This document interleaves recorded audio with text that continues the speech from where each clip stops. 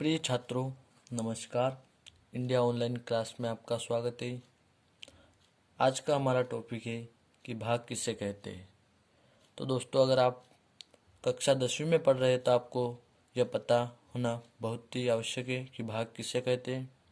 तो आज हम आपको बताएंगे कि भाग किसे कहते हैं।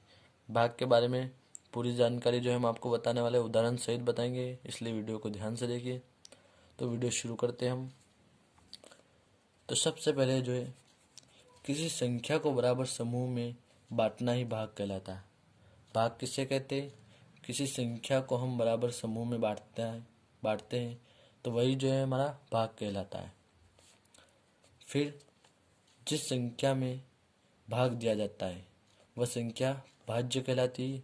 अगर हम किसी संख्या द्वारा किसी अन्य संख्या में भाग देते हैं वह हमारी कहलाती है भाज्य, और जिस संख्या द्वारा हम भाग देते हैं उस संख्या में वह कहलाती है हमारी भाजक। यहाँ पर लिखा हुआ है हमने, आप जो है फेर में उतार लीजिएगा, इसको नोट कर लीजिएगा। जिस संख्या से भाग दिया जाता है उसे भाजक कहते हैं। फिर इसके बाद किसी संख्या को भाग देने पर, जब हम किसी संख्या को भाग देते हैं तो भाग देने पर जो परिणाम यानी उत्तर जो हमें प्राप्त होता है वह परिणाम ही भागफल कहलाता है। किसी संख्या में अगर हम भाग देते हैं तो जो हमें परिणाम जो प्राप्त होता है वह परिणाम ही जो हमारा भागफल होता है। फिर उसके बाद भाग की प्रक्रिया पूरी होने पर, जब हमारी भाग की प्रक्रिया पूरी हो जाती है तब हमें जो संख्या बच जाती है, नीचे जो हमारी संख्या बचती है वही बची हुई संख्या जो हमारी शेषफल कहलाती है। भाग पूरा होने पर जो है हमें बची हुई संख्या जो होती है नीचे वह हमारी शेषफल कहलाती है। अब हम इसको उदाहरण से आपको समझाते हैं, उदाहरण के द्वारा। तो हम आपको जो है संख्या लेते हैं 89। हम संख्या लेते हैं जिसको हम मानते हैं भाज्य। जिस संख्या में भाग दिया जाता है इस संख्या में हम दूसरी संख्या का भाग देंगे, इसलिए हम इसको भाज्य मानेंगे, क्योंकि यह किसी संख्या का भाग दिया जाता है जब किसी संख्या में, उसे भाज्य कहते हैं। तो यह है हमारी भाज्य, इसको हम भाज्य मान लेते हैं। और फिर भाजक मानेंगे हम, जिस संख्या द्वारा भाग दिया जाता है उसको कहते हैं हम भाजक। तो हम भाजक मान लेते हैं यहाँ पर 12।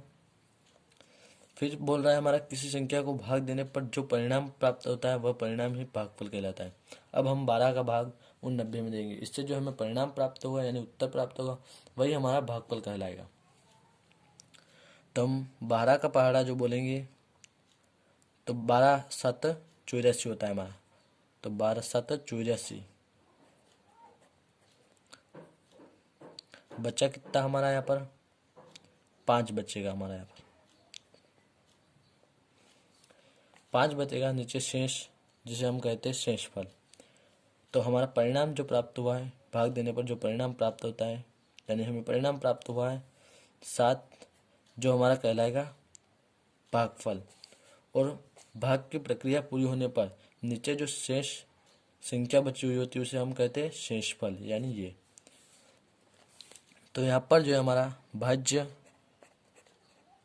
बराबर क्या है 89, और भाजक रहेगा यहाँ पर हमारा 12। फिर भागफल जो हमें प्राप्त हुआ है 7, और जो हमारी नीचे संख्या बची है शेषफल जिसे हम कहते हैं शेषफल बराबर 0 प्राप्त हुआ है हमें। तो आशा करता हूँ दोस्तों आपको समझ में आ गया होगा। ऐसे ही और कोई डाउट हो आपके मन में तो कमेंट कर दीजिए, ताकि ऐसे सवालों पर हम जो वीडियो बना दे। धन्यवाद दोस्तों।